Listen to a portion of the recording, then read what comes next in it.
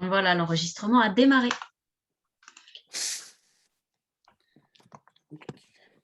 Yes. Bah, du coup, si tu veux, je peux introduire rapidement la communauté feedback. Après, le but, c'est surtout qu'on entende le retour d'expérience d'Ingrid aujourd'hui. Du coup, moi, c'est Michael de Feedback avec Alexandre qui est ici présent aussi. Nous, on travaille sur la gamification, donc comment on peut utiliser la, le jeu, enfin les mécanismes ludiques pour faire passer à l'action, changer des comportements. Et un des cas d'application assez courant finalement de la gamification, c'est le contexte pédagogique. Et c'est dans ce cadre-là. Qu'est-ce que je dois dire de plus? C'est dans ce cadre-là qu'on avait envie, justement, je crois que c'est Alexandre qui a échangé en premier là-dessus avec Ingrid sur les expériences de formation gamifiée. Ingrid avait envie de nous partager finalement ce qu'elle a pu expérimenter. Donc, on s'est dit que ça serait cool de le faire. Et puis, nous, on organise après pas mal d'autres meet-up et d'autres choses, soit via le groupe Meetup, soit via la communauté sur Slack. On vous remettra les liens, etc., pour partager des expériences, des pratiques autour du jeu. Et puis, je pense que j'ai à peu près tout dit. Du coup, je vais te laisser la parole, Ingrid. Ok, merci Michael. Bienvenue à toutes et tous et merci pour votre présence. À dire vrai, moi j'étais surprise. En effet, quand j'ai discuté avec Alexandre, j'avais proposé, comme dans la communauté feedback, il y a un petit canal qui permet de faire de l'échange de pratiques. J'ai dit, si vous voulez, je pourrais vous parler de ça, mais je pensais que ça resterait en tout petit comité. Puis finalement, j'ai vu que sur le groupe Meetup, il y avait pas mal de gens qui s'étaient inscrits, donc c'était pas tout à fait ce format-là que j'avais imaginé au départ, mais j'en suis ravie. C'est très bon signe pour la formation. Ça veut dire que quand même les aspects de ludification, de gamification arrivent dans la pédagogie, et ça c'est une bonne nouvelle, je crois, pour tout le monde, autant pour les apprenants, même si on le sait tous, il y a des limites aussi au jeu en formation, mais même pour les formateurs. Enfin moi, à titre personnel, je peux vous assurer que j'ai un plaisir de dingue en fait à préparer mes formations en utilisant des supports ludiques, en essayant de gamifier justement ce parcours-là. Il m'a particulièrement plu. Je me suis lancée dans un truc qui m'a un peu dépassée d'ailleurs en termes de temps de préparation. Mais ça fait partie du retour d'expérience, de se dire, ouais, j'avais une ambition et j'avais pas mesuré à quel point ça allait prendre beaucoup de temps. Mais je n'ai aucun regret et je vais même essayer de l'améliorer parce que c'est le principe. Donc merci à Alexandre et Michael du coup pour ce partage possible avec vous tous. Je vais vraiment très très modestement vous partager ce que j'ai essayé de faire. Et puis l'idée, c'est que vous posiez des questions. Voilà, j'ai pas un plan très structuré de la chose. Le contexte dans lequel j'ai travaillé, en fait, ça faisait longtemps que j'avais envie de créer une formation euh, à la ludopédagogie, parce que à titre personnel, je suis quelqu'un qui joue depuis très longtemps, qui joue depuis des années. Je suis formatrice aussi depuis des années, et j'ai fait rencontrer les deux univers du jeu et de la formation il y a longtemps. Euh, j'ai travaillé autour de ce sujet depuis vraiment intensivement depuis 2, 3 ans. J'ai rencontré des gens incroyables dans la communauté toulousaine à laquelle j'appartiens, et puis dans la communauté numérique grâce au Covid. J'ai rencontré par exemple Michael et Alexandre, et avec cette communauté, j'apprends tout le temps. C'est une communauté très très sympa et très apprenante. Je peux que vous recommander d'y venir sincèrement, y compris, vous le verrez, dans ce que j'ai fait, dans ce que j'ai essayé de mettre en place. Il y a des choses que je suis allée chercher grâce aux ressources qu'ils mettent à disposition et grâce aux idées qui sont échangées dans cette communauté. Donc un grand merci encore une fois. C'est grâce à ces rencontres-là. Il y a une autre communauté aussi à laquelle j'appartiens, Open Serious Game, qui m'a beaucoup inspirée. Enfin bref, il y a des communautés à plein d'endroits. Il y a des gens vraiment formidables, du partage de ressources à gogo, et du coup, je suis contente de m'inscrire aussi dans cette logique-là de partage. Donc moi, j'avais envie de faire cette formation, de mettre en place cette formation, parce que je trouve que les formateurs et les formatrices sont peut-être un peu démunis sur la question du jeu. Il n'y a pas énormément de ressources. Moi-même, quand j'ai cherché, je n'ai pas trouvé grand-chose en fait.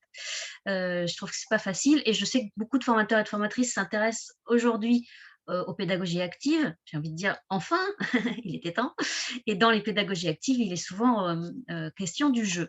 Donc, j'avais envie de monter cette formation. J'avais créé un scénario pédagogique et puis un organisme de formation avec lequel je travaille en sous-traitance est venu me chercher et a précipité un peu les choses en me disant j'ai quelqu'un qui veut s'inscrire à cette formation, est-ce que tu peux me la préparer? Donc, il a fallu que je m'y colle cette fois-ci, que j'étais plus seulement dans l'intention.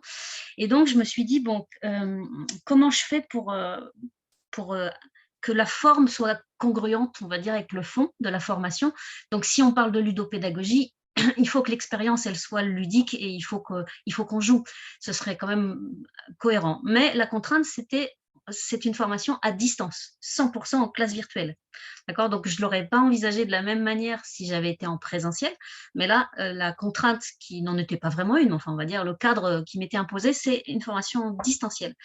Donc, je me suis dit, OK, comment je peux ludifier l'expérience à partir des outils que je maîtrise, en sachant que, heureusement, ça fait partie de mon boulot, je connais bien l'environnement numérique et collaboratif. Donc, je suis allée chercher dans les différents outils que je connais, que je maîtrise, et je me suis dit que Klaxoon était celui qui se rapprochait le plus de mon intention de rendre l'expérience ludique. J'aime beaucoup Mural, j'aime beaucoup Miro, j'utilise aussi plein d'autres outils, mais Klaxoon a d'emblée des propositions en fait gamifiées.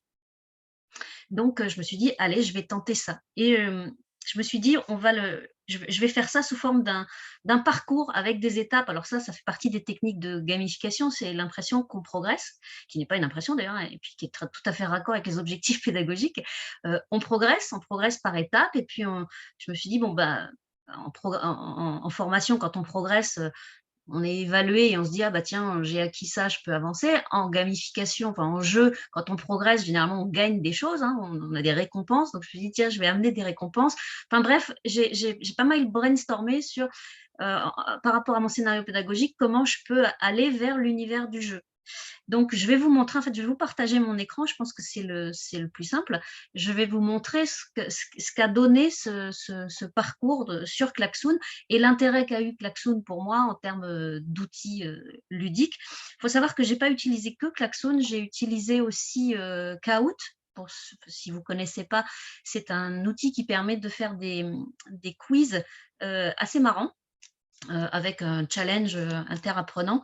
Bon, là, le truc, c'est que, en l'occurrence, sur cette formation qui s'est décidée assez vite, il n'y avait qu'une apprenante. Donc, ça aussi, ça a été une contrainte pour moi par rapport à des scénarios de jeu que j'avais prévus. Bah, elle peut pas, enfin voilà, elle joue toute seule ou avec moi, mais il n'y avait pas plusieurs personnes à faire jouer. Donc il y a des formats que j'ai pas encore pu explorer parce que là, bon, sur la prochaine session, il y a plusieurs apprenants, donc ça, ça va le faire. Du coup, voilà, Kahoot, c'est quand même aussi un outil qui était ludique, que je voulais lui faire découvrir et que je voulais expérimenter. Donc, j'ai utilisé ça par ailleurs. Il me semble que j'ai fait aussi 2-3 autres petites choses, mais je vous le redirai au fur et à mesure du parcours. Donc, je vais vous partager mon écran pour vous montrer en fait à quoi ressemble ce parcours sur Klaxoon. Encore une fois, si vous avez des questions, il y aura un temps, hein, de questions-réponses à la fin, n'hésitez pas. Vous pouvez même alimenter le chat, mais je ne le lis pas pour rester concentrée et je le lirai après, ou Alexandre et Michael, vous m'interrompez s'il y a vraiment un truc sur lequel il faut répondre maintenant. Alors voilà, je vous partage donc mon écran. Donc je l'ai appelé destination ludopédagogie. Pour qu'elle ait déjà cette sensation qu'on allait partir dans une aventure toutes les deux, puisque c'est une femme, hein, qui était en formation avec moi. Donc, si je vous fais une vision globale du parcours, voilà, on va dire comme ça, j'ai posé en fait plusieurs étapes. Il y a plein d'étapes forcément dans mon scénario pédagogique. Et là où j'ai mis des grands carrés bleus avec une carte, bah, ce sont en fait, c'est comme un parcours avec une carte au trésor en fait. Il y a des endroits où elle n'a pas le droit d'accéder. D'abord parce que je ne souhaite pas qu'elle accède tout de suite à ces contenus dans la progression pédagogique. Et ensuite parce que dans l'idée de gamifier, je me suis dit, il faut qu'elle se les gagne quand même, les étapes pédagogiques. Donc, elle va avoir soit des quiz, des questions, des petits challenges pour gagner des points. Et en fonction du nombre de points, elle libère la carte ou pas. Si elle ne libère pas la carte, il va falloir qu'elle trouve des solutions pour aller chercher des récompenses supplémentaires pour avoir droit de libérer cet espace-là. Alors évidemment, dans un temps malgré tout contraint qui est celui de la formation, je ne l'aurais pas laissé chercher extrêmement longtemps comme on peut le faire dans un jeu où si on trouve pas comment avancer, ben, on cherche, on cherche, on cherche, on n'a pas forcément la possibilité d'avancer. Là, évidemment, en formation, quoi qu'il arrive, elle aurait avancé. Mais enfin, il y avait des étapes à passer. Donc, voilà, elle est arrivée sur ce parcours. Alors, si je zoome un peu, euh, évidemment, hein, c'est un parcours. Donc, on a un point de départ, on se présente. Et je lui explique comment ça va marcher. Je lui explique qu'à chaque fois qu'elle rencontre cette petite icône, comme quand on démarre un jeu, hein. Pour démarrer un jeu, on a toujours une petite étape qui est ton environnement, qui tu es, ce que tu vas rencontrer sur ta route, qui lui permet en fait d'être autonome derrière. Donc je lui ai expliqué, chaque fois que tu rencontres ça, ça veut dire que pour accéder au contenu, il va falloir répondre à une question qui vient de moi ou d'un quiz qui est déjà installé sur le klaxon, etc. Ensuite, en formation, je fais toujours ce que j'appelle les accords de groupe, où on se met d'accord sur la façon dont on va fonctionner, comment la formation va se dérouler pour que ça se passe bien pour elle, pour moi, etc. Bon, bah là, je l'ai transformé en nos règles du jeu, hein, pour rester dans l'esprit de jeu. J'ai dit que c'était la façon. Alors, j'ai évidemment supprimé, là, vous êtes sur une démo, donc j'ai supprimé tout ce qu'elle a fait. Mais c'est dans cette partie-là, en fait, qu'on s'est donné nos règles du jeu. Et une explication, en fait, ça, c'est les objectifs de la formation. Et puis des petites questions. Et en fait, une explication en termes de légende de comment on allait procéder en fonction de la couleur du post-it. L'histoire des pièces à gagner. Chaque fois qu'elle répond bien à des questions, elle gagne des pièces, donc c'est récompense. Si elle n'y arrive pas, elle a droit à des indices, mais un indice vaut une pièce, voire 2 pièces si je considère qu'elle aurait pu y arriver sans indice. Et pareil, il faut qu'elle utilise 2 pièces pour avoir droit à un joker. Donc, ça veut dire que dans ma progression pédagogique, il fallait que je commence forcément par des questions faciles pour qu'elle gagne ses premières pièces. Sinon, elle ne pouvait pas les débloquer avec des indices, des jokers. Donc voilà, on est parti ensemble. Donc je vous le fais rapide malgré tout. À chaque fois, j'ai borné des étapes qui correspondent tout simplement à mon scénario pédagogique. Et donc là, vous avez un exemple. Donc je lui dis, pour débloquer la carte, tu dois trouver au moins 5 intérêts du jeu en formation. Début de brainstorming. Et si tu en trouves 5, tu as 5 pièces. Si tu en trouves 4, tu as 4 pièces. Mais si tu en trouves 7, je peux t'en donner 7 des pièces. Le minimum, c'est 5, parce que je sais qu'après, elle peut avoir besoin d'au moins une pièce ou deux pour les questions suivantes. Donc, elle a cherché des idées. Elle a le droit d'aller chercher sur Internet si elle n'a pas d'idées spontanées. Et une fois qu'elle a répondu, du coup, hop, je peux débloquer la carte puisque j'ai un petit verrou qu'elle ne voit pas, mais que moi, je vois. Et je supprime ça. Et ensuite, elle a accès à une ressource. D'accord ? Donc ensuite, même chose, à chaque étape, moi j'ai des allers-retours évidemment avec elle, théoriques, échanges de pratiques, etc. Mais globalement, elle est à peu près autonome, c'est elle qui choisit aussi dans quelle direction elle a envie d'aller. D'ailleurs, je vous dirai au moment de ma propre analyse, je me suis dit qu'il fallait que la prochaine fois que je le ferai, que le parcours soit peut-être moins linéaire, qu'elle puisse avoir le droit, pourquoi pas, d'aller à certains endroits, à certaines zones du parcours, peut-être pas forcément dans l'ordre que j'ai, moi, prévu. Mais bon, ça fait partie On a une petite question juste de précision sur l'audience. Du coup, c'est quelqu'un qui était en formation adulte continue Oui, pour une formatrice, c'est une je formatrice. suppose. C'est une Yes. formatrice, oui. C'est OK. une formatrice qui s'intéressait beaucoup à la question du jeu, mais qui n'a pas une grosse culture ludique elle-même. Mais elle aimerait bien introduire ça dans sa pédagogie. Elle ne savait vraiment pas par quel bout le prendre et elle n'avait pas trouvé beaucoup de ressources. OK. Voilà. Donc, du coup, alors, dans Klaxoon, on a différentes possibilités. Alors, je ne vous ai pas montré, pardon, je reviens en arrière. Vous saurez vraiment tout sur ma formation. Dans Klaxoon, on peut créer en fait des boards, mais on peut aussi créer des capsules, on peut créer des aventures, on peut créer des quiz, etc. Enfin, il y a vraiment plein de formats. Et donc, j'ai créé un quiz en dehors de ce board. Et quand elle clique dessus, en fait, elle doit répondre à un certain nombre de questions. Alors, pour démarrer, moi, il fallait que je teste sa culture ludique, justement pour savoir si j'ai affaire à grosse gameuse ou à quelqu'un qui, à part, jouer au Monopoly ou au Trivial Pursuit, ne joue pas vraiment beaucoup. Donc je vais poser plein de questions qui sont en lien avec l'univers du jeu, des jeux de société très classiques, à des jeux vidéo et cetera pour voir. Alors du coup, j'ai tout de suite constaté qu'elle avait une culture plutôt jeux de société, très, très peu de jeux vidéo, très peu de connaissances en fait du monde, numérique, du jeu. Ce qui du coup oriente aussi un petit peu la suite de mon déroulé, des questions que je peux lui poser et cetera. Donc ça c'est elle a commencé par un quiz. Hem, Ici, dans la deuxième étape, oui, une très grosse carte à débloquer là. Elle avait donc, il fallait qu'elle réponde à mes questions, directement et heu, en utilisant ou pas un joker et après donc je lui libérais un grand espace de cartes. Initialement, j'avais prévu de débloquer par morceaux, mais je manquais de temps parce que c'est une formation qui dure que 2 jours, hein, et donc il a fallu que certaines étapes, j'accepte qu'on débloque tout le territoire d'un coup. Mais sincèrement, j'aurais plus de jours, je compliquerais encore les étapes.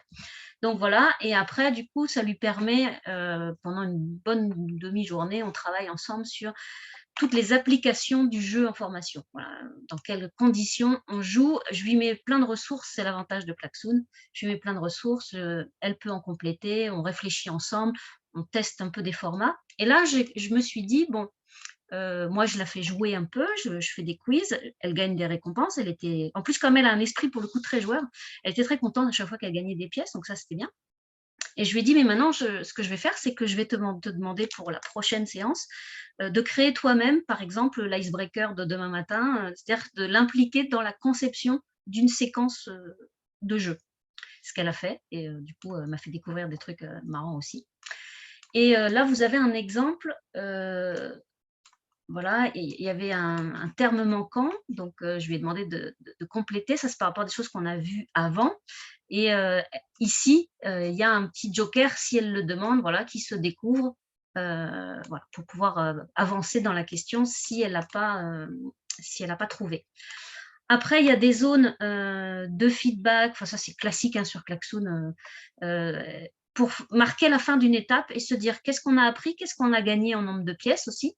Où on en est en fait en termes de progression, et on continue comme ça. Donc je vous les fais pas tous, parce que je pense qu'il y aura ce sera plus sur les questions que ce sera intéressant. Je voulais vous montrer quand même qu'au-delà des questions que je lui pose, des quiz que j'utilise, qui vont dans des univers vraiment différents. Alors, l'avantage avec Klaxoon, c'est que dans les jeux, vous avez des jeux où vous avez des glisser-déposer, vous avez des textes à trous, enfin, il y a plusieurs formats qui sont assez basiques, mais malgré tout, quand même, qui permettent d'avoir une diversité. C'est pas seulement du quiz question, réponse, oui, non. C'est plus évolué que ça. Si vous ne connaissez pas Klaxoon, je vous invite à l'explorer, ne serait-ce que pour ces fonctions-là.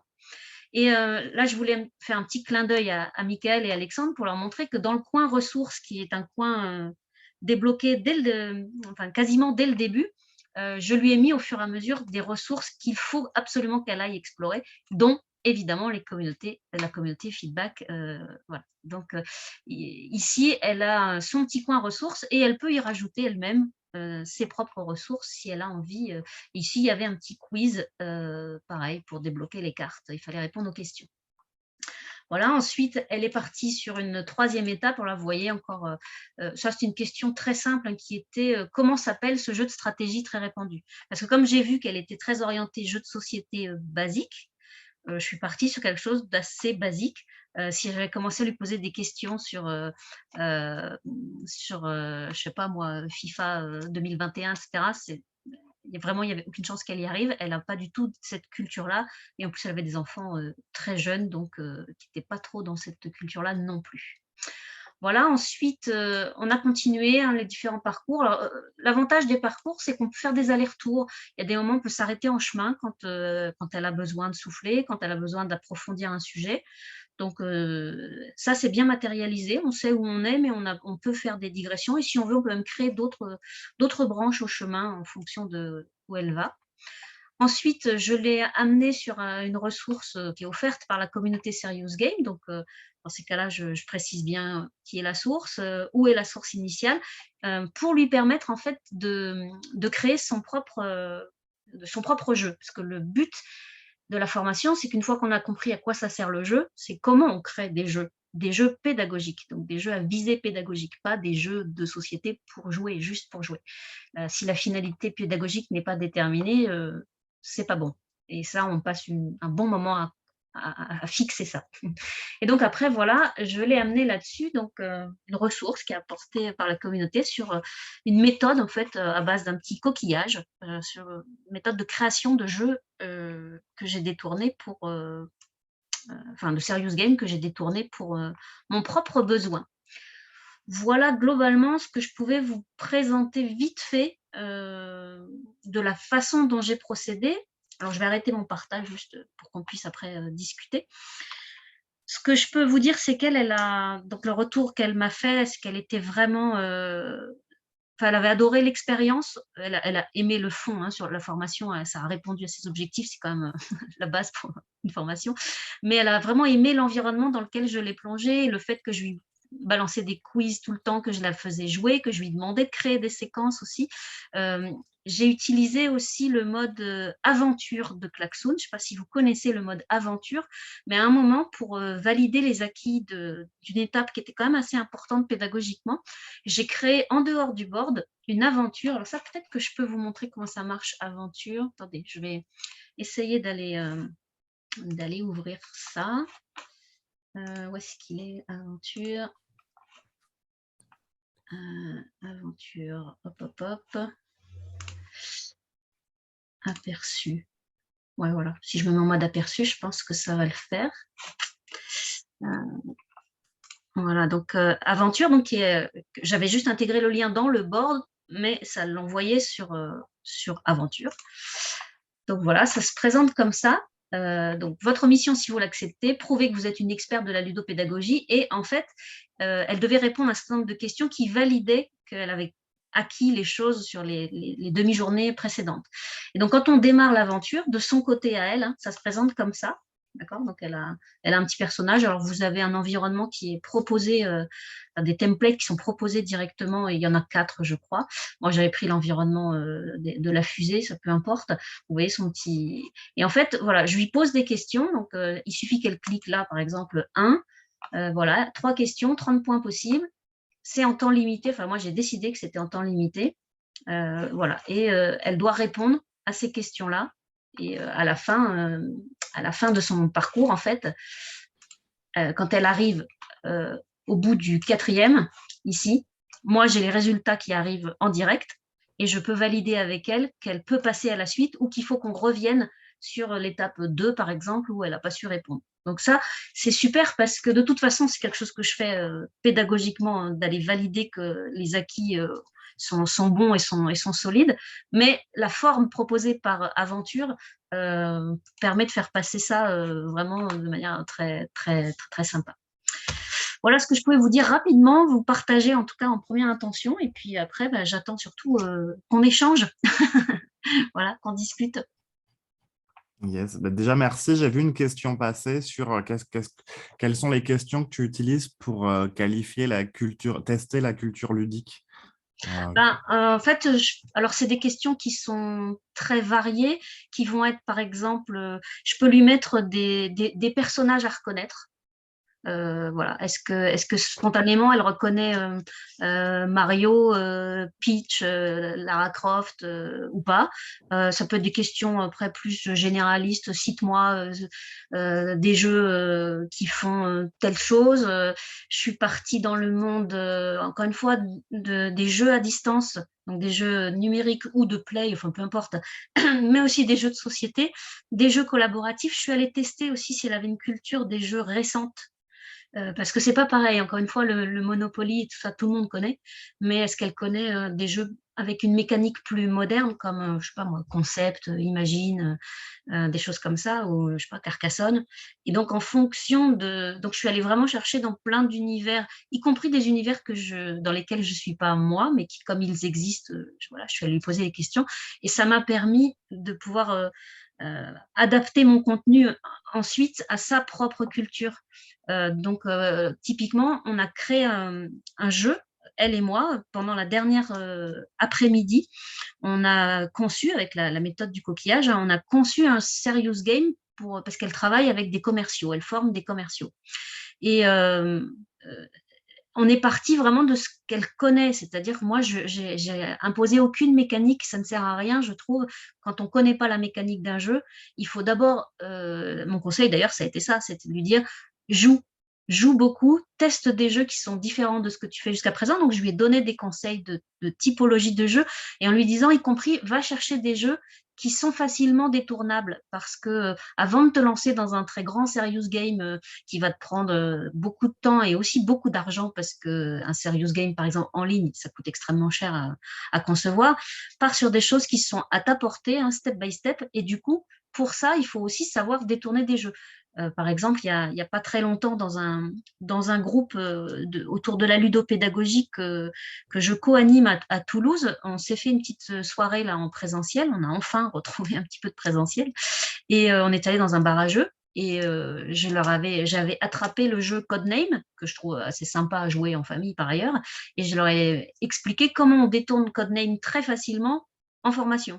Et donc, on l'a expérimenté et tout le monde a validé que c'était un jeu hyper facile à détourner. Parce qu'il y a des jeux qui demandent quand même une réingénierie complète et puis il y a des jeux, franchement, il suffit juste de remplacer les questions du jeu par les questions liées à la formation et ça marche tout seul. Donc, je l'ai incité à augmenter énormément sa culture ludique pour pouvoir avancer dans sa progression de formatrice en ludopédagogie. Yes. J'espère que j'ai répondu à la question. Je crois que c'est bien, ouais, c'était une question de Julien. J'ai vu une autre question qui était Stanislas qui posait la question de si on parle d'un progress game, elle pouvait voir son progrès en tant que tel.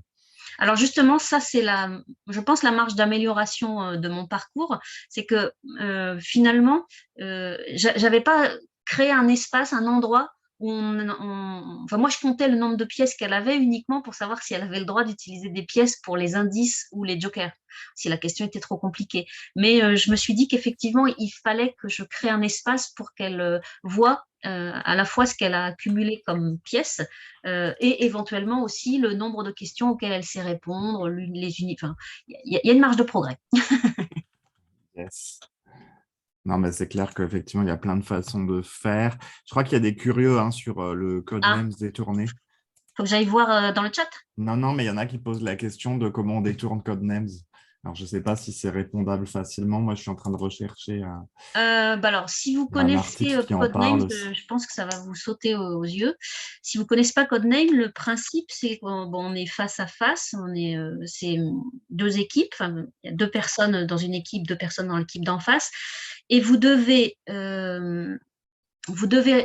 faire deviner un mot ou quelque chose comme ça à partir de cartes qui sont devant vous par association d'idées, en fait. On va dire, si je le résume, mais je vous conseille très vivement d'aller voir sur le site internet de, de Chronoludo, là, qui explique en 5 minutes les règles du jeu, c'est beaucoup plus facile. Donc, l'idée, c'est que je reprends les cartes de Codename, je reprends exactement leur mécanique, y compris quelle carte tu as le droit d'utiliser, quelle carte tu n'as pas le droit d'utiliser, sauf qu'à la place des mots du genre, je ne sais pas moi, Moscou, animal, fleur, je mets des mots qui sont en lien avec ma formation, avec le contenu de ma formation. C'est aussi basique que ça, et du coup, après, simplement, les apprenants, ils jouent comme normalement à Codename, sauf que les cartes correspondent à des mots en lien avec le contenu de la formation et non pas avec le jeu tel qu'il est conçu au départ avec des mots basiques, quoi, enfin du vocabulaire courant.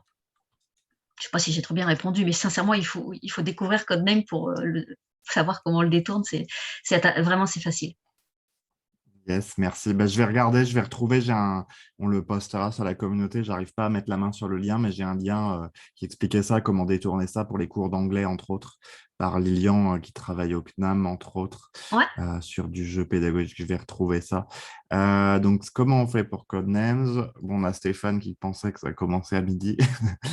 Hello Stéphane, bienvenue. Quels sont les jeux que vous détournez le plus souvent en formation? Quels sont les jeux que je détourne le plus souvent en formation? Alors moi, j'utilise beaucoup les cartes, en fait. J'aime beaucoup les cartes. Les cartes, les dés, c'est-à-dire vraiment des choses assez simples. Après, des choses comme Codenames, c'est des cartes, mais enfin, ça, c'est pas tout à fait comme les jeux de cartes traditionnels. Euh, je suis en train de créer un serious game, ça fait quand même 1 an et demi que je suis dessus. Donc, ça occupe beaucoup mes jours, mon cerveau et une partie de mes nuits.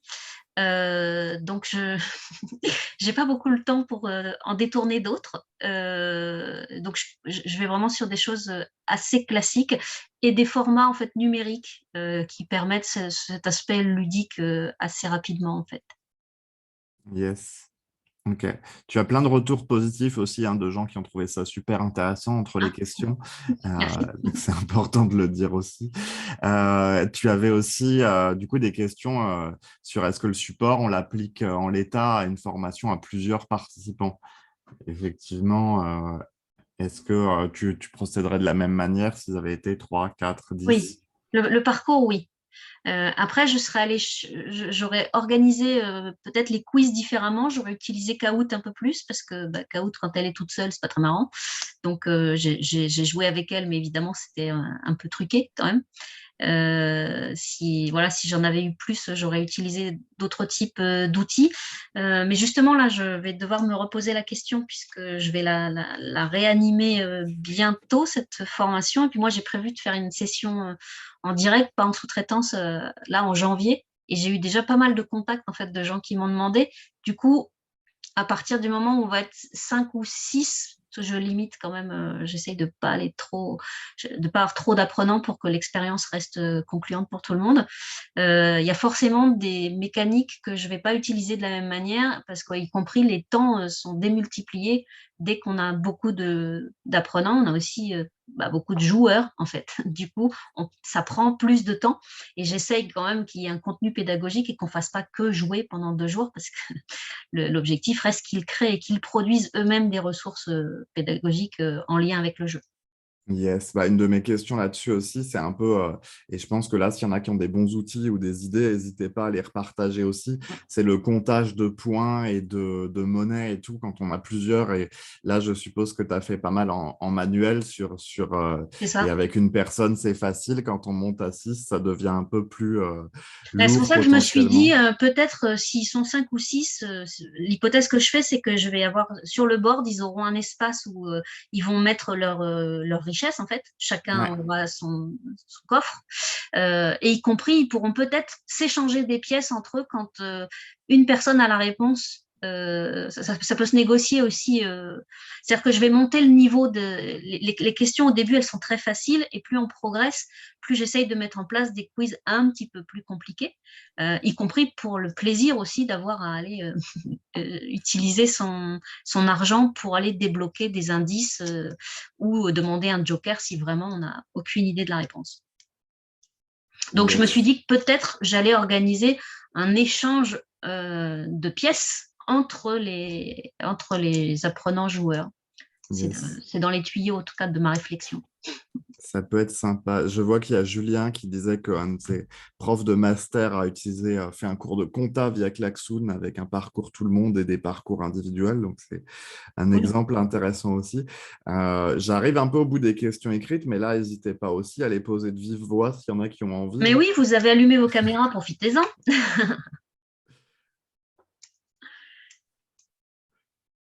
Ou s'il y en a Après, qui veulent partager. qu'est-ce que je m'étais noté, moi que je m'étais dit que dans les axes d'amélioration aussi, il fallait que j'ai essayé de varier vraiment les approches. Je vous disais, bon, dans la limite de ce que me propose l'outil numérique et du temps dont je dispose, mais c'est à la fois c'est des quiz, mais c'est aussi des mots à relier, un memory. Alors, étonnamment, par exemple, le memory, elle a adoré. Euh, Pourtant, c'est ultra basique, mais y compris pour les émotions que ça procure, le memory, ça nous rappelle à nous tous, je crois, de notre enfance ou nos propres enfants quand on a joué avec nos enfants au memory. Et donc, elle a adoré ça. Et moi, je l'ai utilisé uniquement pour raviver des notions, hein. Pédagogiquement, c'est toujours important d'aller vérifier que elle a, notamment parce que j'ai toute une séquence sur c'est quoi les mécaniques de jeu. Et c'est pas toujours très facile à comprendre, d'autant plus quand on n'est pas très joueur soi-même. Et donc, j'ai passé un certain temps à expliquer les mécaniques de jeu et j'ai posé beaucoup de questions, beaucoup de quiz, j'ai fait des mémories sur les mécaniques de jeu, par exemple. Donc, j'ai essayé de varier, mais je pense que je pourrais aller vers peut-être encore plus de variété dans les jeux proposés. C'est un arbitrage après à faire, encore une fois, en fonction du temps dont on dispose. Et de l'agilité, là, ça va. C'était quelqu'un qui était très agile sur le plan numérique. C'est pas toujours le cas, hein. Parfois, j'ai en formation des gens qui sont vraiment très loin du numérique. Et donc, rien que d'arriver sur Klaxoon, c'est une étape en soi. C'est compliqué pour eux. Donc, Ah oui, oui. il faut s'adapter aussi au profil de l'apprenant, hein, dans un scénario à distance. Ok, ok. On a Maureen qui nous met une question sur est-ce que les participants ne sont pas plus sensibles aux mécaniques de jeu qu'ils connaissent déjà? Ah bah si, forcément.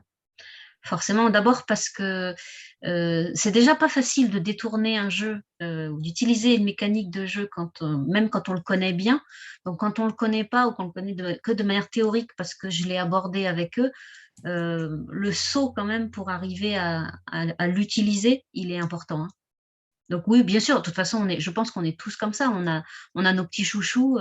Moi, j'adore Concept, par exemple, comme jeu. Déjà, j'adore y jouer en tant que personne de la vie civile. J'aime y jouer, mais pareil, Concept en formation, selon la nature de la formation, évidemment, il est détournable, il est intéressant, il amène aussi des choses sur le plan on va dire, du comportement, des soft skills, de la capacité à coopérer, tout ça. Et donc, parfois, je vais sur ces jeux-là sans même les détourner vraiment, en utilisant tel quel, hein, comme un jeu, parce que il révèle des aptitudes, des comportements qui sont intéressants à observer. Yes. Ouais, costaud Concept en formation, je confirme. C'est pas avec n'importe qui, hein.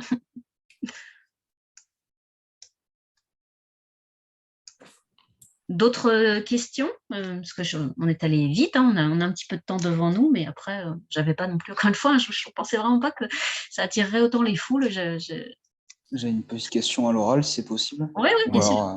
Ouais. Je trouvais ça super intéressant que tu mettes les différents indicateurs comme les feedbacks, les challenges, tout ça. D'ailleurs, peut-être que j'ai loupé, mais qu'est-ce que tu mettais dans les feedbacks en fait dans cette formation? En fait, à chaque fois qu'on arrive à une étape sur le parcours, je lui demande un feedback, à la fois en termes de satisfaction. Est-ce qu'elle est contente? Est-ce que ça va? Est-ce qu'il y a des choses qu'il faudrait modifier? Mais aussi, qu'est-ce qu'elle a appris? Qu'est-ce qu'elle a aimé le plus? Qu'est-ce qui l'a surprise? Parce qu'il y a des découvertes où elle se dit ah ouais mais là oh là c'est un monde à explorer. Rien que quand on a fait le coin des ressources là où je vous ai montré que je lui avais mis des liens vers la communauté feedback, Open Serious Game et d'autres, je lui ai dit bon, je ne sais pas combien de nuits tu as devant toi, mais rien que ça, c'est aussi le fruit de ma propre veille et ça fait des années que je suis dessus et puis j'ai une bonne capacité à lire et à engranger des infos. Donc je lui ai dit, ne te noie pas là-dedans, mais elle était, voilà.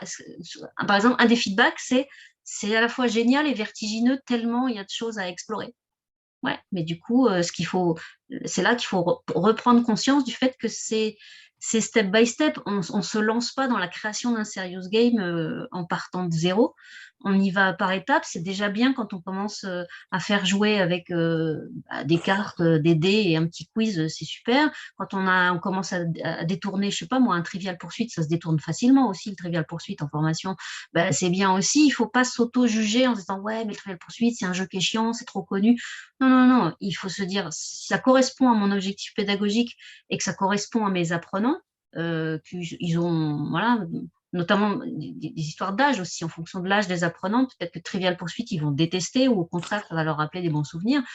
On y va, on essaye des choses et on voit en fonction du feedback si c'est des jeux qu'il faut maintenir ou si c'est des jeux vers lesquels il faut plus aller. Et puis, plus on élargit sa culture ludique, plus on apprend, plus on découvre des jeux, plus on se dit ah mais ça, est-ce que je pourrais le détourner?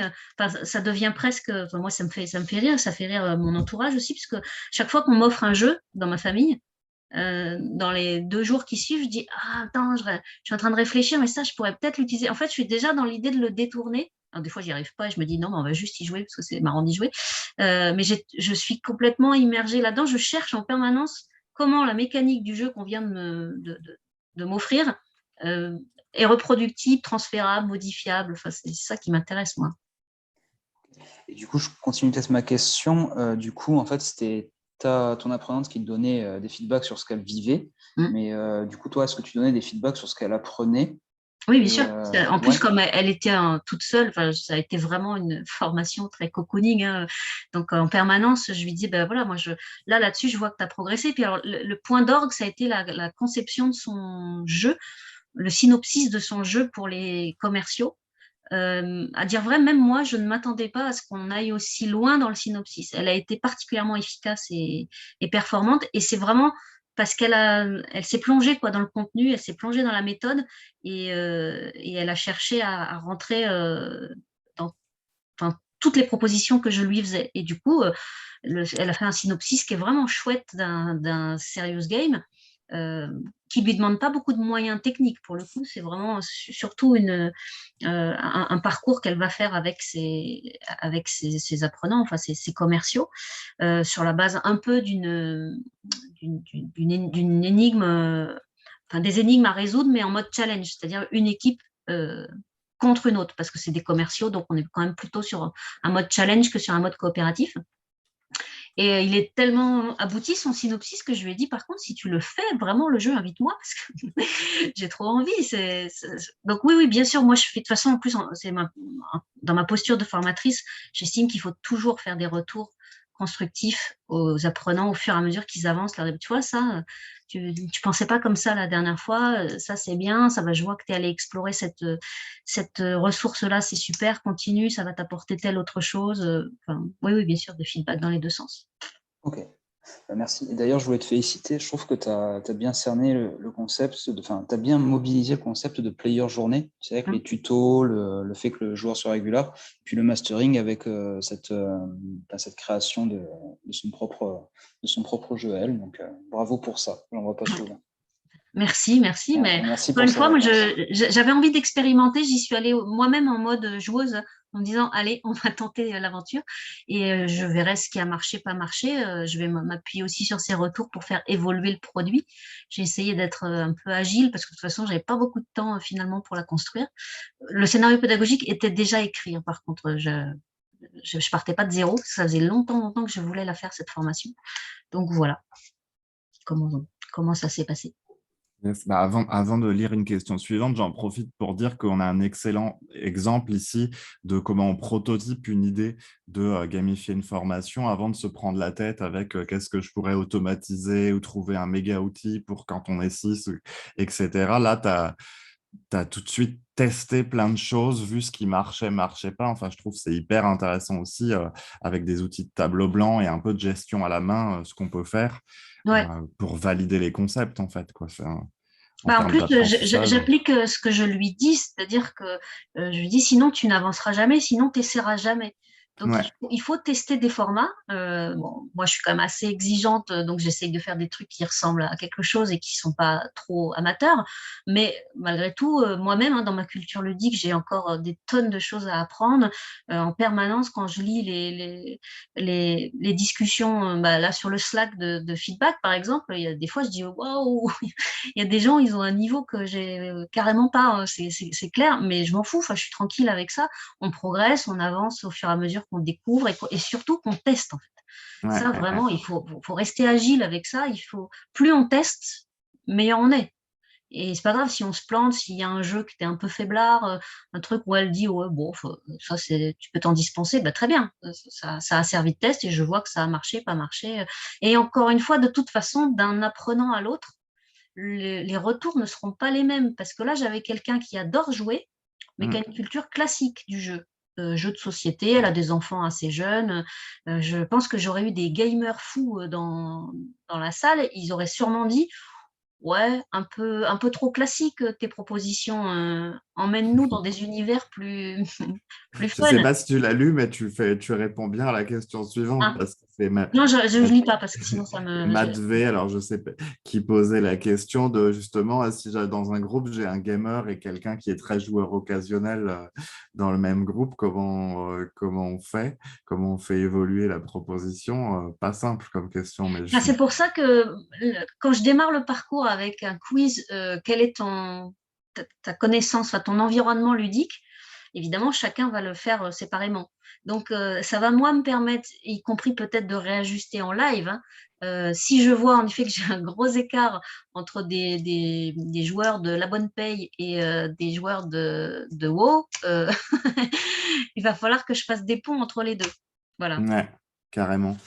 Et on a aussi une question sur comment on travaille la dimension long terme des changements de comportement, vu que la formation, là, on parle beaucoup de l'instantané. Tout de suite, est-ce qu'il y a finalement, est-ce que c'est encore gamifié après, par exemple? Est-ce qu'il y a encore des choses qui se passent après? Non, moi j'ai pas prévu cette partie-là. J'ai prévu de rester dans un format assez classique de formatrice, à savoir revenir vers elle dans 2 mois, dans 3 mois. Bon, après, ceci dit, comme on s'est bien entendu, on s'est mis en lien et donc je pense que de toute façon, j'aurais du suivi et du feedback. Mais non, non, j'ai pas prévu de gamifier la suite, mais c'est une excellente suggestion. Yes. Et je voyais, il y a une dernière question que je voyais, c'est Mathieu qui posait la question. Euh, Comment ça se passe avec les pièces pour ne pas bloquer les stagiaires ni donner l'impression d'être en marche forcée? D'ailleurs, Mathieu, si tu veux prendre la parole pour préciser, n'hésite pas. Il disait que c'est souvent le problème de trouver l'équilibre entre avancer et laisser le temps de maîtriser les concepts. Bon, là, encore une fois, elle était toute seule, donc c'était quand même assez facile. Dans mon idée, encore une fois, je fais une progression, y compris pédagogique. Donc, les premières questions sont simples, volontairement, pour qu'ils gagnent tous des pièces, en fait. Et après, les pièces permettent de monnayer. Si la question est trop difficile, on peut aller chercher un indice. Et comme je vous le disais, quand ils seront 4 ou 5 ou 6, j'envisage de leur permettre de troquer, de céder en fait, parce que de toute façon, pédagogiquement, c'est bon, hein, de leur permettre de s'entraider. Donc, pourquoi pas faire de l'échange de pièces, dire, écoute, moi j'ai beaucoup de pièces, j'ai pas eu à utiliser de joker, toi il t'en reste 2, vas-y, si tu veux, je t'en donne, enfin je le monnaie. Ça me paraît pas un problème, ça, la gestion de la Ouais. ressource. Ok, donc gérer ça. Je vois que j'ai raté 2 questions un peu plus haut aussi. Annuler une question du fait d'un niveau. Pardon. Est-ce que tu as dû annuler une session du fait d'un niveau numérique trop bas ou modifier en live le niveau, l'accessibilité numérique sur Klaxoon? Est-ce que c'est un sujet où ça va? Alors là, j'ai pas eu à me poser la question parce qu'elle savait faire. Mais oui, oui, je valide quand même les prérequis avant la formation, hein. C'est la base, surtout quand on fait de la formation à distance. Et que pendant le confinement, j'ai fait beaucoup de formations à distance où j'ai en effet constaté que parfois des gens sont en grande difficulté avec des outils qui, moi, me paraissent assez user-friendly quand même, que ce soit Klaxoon, Mural, etc. Donc, je vérifie en amont que c'est possible. Et de toute façon, il y a toujours un temps d'appropriation de la plateforme, hein, que ce soit Mural, Klaxoon, peu importe. Ça, c'est la base d'une formation à distance, c'est l'environnement dans lequel tu les mets. Tu dois leur laisser un temps d'appropriation pour qu'ils comprennent comment ça marche, où est-ce qu'ils doivent cliquer. Si je leur demande de mettre un post-it, comment ils mettent le post-it. Si je leur demande de répondre à une question ou d'aller faire le quiz qui est présent sur le parcours, comment ils font. Donc, c'est intégré dans mon temps de formation, l'environnement numérique. Ce Yes. que je ne ferai pas en présentiel, évidemment, mais ça, pour moi, c'est indispensable, sinon on en perd la moitié en route. Ouais, c'est un bon conseil, je pense. Parce que ouais, pour tous ceux qui ont ces enjeux-là. Et il me reste une question de Nilo. Alors, c'est pareil, si jamais il veut la poser à l'oral, c'est bien aussi. Qui posait la question de la digestion des références lors des ateliers. Est-ce qu'ils ont le temps d'explorer ça en aval? Est-ce qu'ils font ça pendant la formation quand tu donnes plein de liens et de ressources? Alors, non, non, justement, comme c'est une formation en classe virtuelle, je suis par ailleurs formatrice de formateurs sur la question de la formation à distance. Donc, j'essaye d'appliquer à moi-même ce que je dis aux autres. Je leur dis, la classe virtuelle qui dure 7 heures, c'est de la maltraitance. Donc, on ne fait pas ça. Du coup, moi, si je fais une formation à distance, je fais des sessions de 2h30, 3 heures maxi, parce qu'en termes de concentration, c'est déjà costaud, et j'étale. Donc, la formation en présentiel, elle va durer peut-être 2 jours. À distance, ça va être une demi-journée, 2 jours après, une demi-journée, la semaine suivante, une demi-journée, etc. Enfin bref, je vais l'étaler. Salut Juliette, j'avais pas vu que tu étais là. Voilà, je vais l'étaler parce que justement, il faut qu'ils aient le temps de digérer ce que. Et quand je lui dis, tiens, tu as telle ressource à explorer, on a tout un. Je vous ai montré au début du parcours, on explore comment on joue en formation, à quel endroit on place du jeu en formation et surtout à quel objectif pédagogique ça répond. Sincèrement, je lui balance tellement d'infos, enfin, globalement, c'est elle qui les trouve d'ailleurs, mais il y a tellement de ressources à explorer. Je lui dis, c'est l'histoire d'une vie quasiment, mais moi, je te mets en chemin. L'idée, c'est que tu as un sac de ressources, tu iras piocher dedans quand on aura besoin, mais n'explore pas tout d'un coup. C'est impossible. C'est beaucoup Ouais, trop. Ouais. Moi, d'ailleurs, je fais de la veille en permanence. Il y a des trucs que je regarde et je me dis, bon, ça, j'ai pas le temps, je verrai ça une autre fois ou quand vraiment je serai confrontée au sujet, je retournerai vers la ressource. Je pense que vous êtes beaucoup, dans mon cas, à être inondés de ressources plus intéressantes les unes que les autres, mais à un moment, nos cerveaux, ils saturent aussi. Donc, ouais, il faut ouais. beaucoup. Il vaut mieux prendre le temps de s'approprier, de les tester, de mettre en œuvre et puis repartir sur autre chose après aussi, effectivement. Ouais. Donc, moi, ce que j'ai convenu avec elle, c'est que je lui laissais ouvert l'espace Klaxoon longtemps, c'est-à-dire pendant au moins 6 mois. Elle peut y revenir quand elle veut pour aller cliquer sur les liens si elle ne les a pas déjà Ok. listés, mis en favori, etc. Je lui ai dit, l'espace, il t'est ouvert et il reste participatif. Si toi, tu trouves une ressource que tu trouves bien, n'hésite pas à la mettre dessus et que du coup, j'irai la découvrir moi aussi. Donc, ça marche dans les deux sens. Je ne ferme pas l'espace tout de suite après. Je la laisse en fait revenir et tranquillement se dire, ah oui, elle m'avait parlé d'un truc. Tiens, maintenant, c'est le bon moment pour que j'aille chercher cette ressource. Yes. Ok, ok. Et peut-être, effectivement, on a Julien qui pose la question de est-ce que la personne a bien répondu aux questions en fin de formation? Oui, enfin, globalement, tout au long de la formation, quand je lui pose des questions, oui, oui, elle a bien répondu, mais elle a même Yes. été assez performante sur la conception, avec, je sais poser l'objectif pédagogique de mon jeu, je sais définir le public avec lequel je vais jouer. Donc, en l'occurrence, comme c'était des commerciaux, on a vraiment travaillé sur le persona, hein, c'est hyper important. Des commerciaux, ça a quand même des caractéristiques spécifiques à la fois en tant que commercial, mais du coup aussi en tant que joueur. Ce sont des gens qui aiment le challenge, qui aiment gagner. C'est rare qu'un commercial perde sans faire la tronche. Donc, c'est important dans la mécanique de jeu de faire attention au fait qu'ils ont besoin de challenge, qu'il va falloir gérer la frustration parce qu'il y en a qui vont perdre, peut-être, etc., etc. Enfin, on a analysé ça. Si je travaille avec un environnement de gens qui sont uniquement dans la coopération et depuis 10 ans, ils ne vont pas aimer que je les fasse jouer avec des jeux ultra compétitifs. Donc, Mm. on a travaillé, et vraiment, elle a super bien analysé tout ça. Enfin, je l'ai guidée, mais je n'étais qu'un guide. Hein. J'avais mis à disposition juste les moyens pour qu'elle puisse le faire, et elle s'en est très, très bien sortie. Yes. Bah, c'est super intéressant, en tout cas, tout ça. Il y a Mathieu qui nous dit que c'est semer les graines de la connaissance pour que ça germe plus tard, Ah ouais, mais de c'est ce que je pense former. du métier de formateur. Moi, il faut rester humble hein, quand même. Donc, l'idée, c'est qu'on sème des graines. Certaines sont sur des terres vraiment pas fertiles, donc ça pousse pas. Tant pis, c'est la vie. Et souvent, je crois quand même qu'une terre peut devenir fertile à terme. Donc, c'est toujours bien de laisser des graines et on est toujours surpris de voir que des fois, ça pousse beaucoup plus longtemps, enfin, plus tard, mais ça pousse quand même, ça pousse.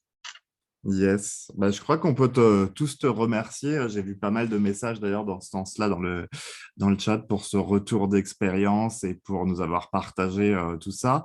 Peut-être où est-ce qu'on te retrouve, où est-ce qu'on peut voir la formation suivante, peut-être tout ça. Alors, écoute, je suis très active sur LinkedIn, donc je peux vous mettre dans le chat si vous voulez. En même temps, je ne suis pas très difficile à trouver, hein, objectivement. J'ai quand même un nom qui n'est pas très commun. Je vais vous mettre ça. Voilà. Donc, Yes. vous pouvez me suivre sur LinkedIn avec plaisir. Je partage beaucoup mes ressources. Et puis, la prochaine formation, donc j'en fais une en sous-traitance en novembre. Et moi, je vais en organiser une en janvier. Et en l'occurrence, je le ferai savoir sur LinkedIn. Et si vous avez envie de me contacter en direct, parce que vous avez des besoins individuels, n'hésitez pas, vous m'envoyez un mail. Je répondrai avec plaisir. Yes, ben merci beaucoup.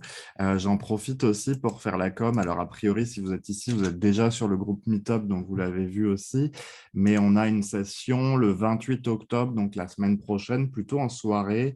Alors, sur la gamification et motivation, où on a Adrien Fillon, du coup, qui viendra nous parler et nous décortiquer des articles scientifiques qui parlent de la motivation, de comment on l'évalue, de l'efficacité du jeu sur la motivation.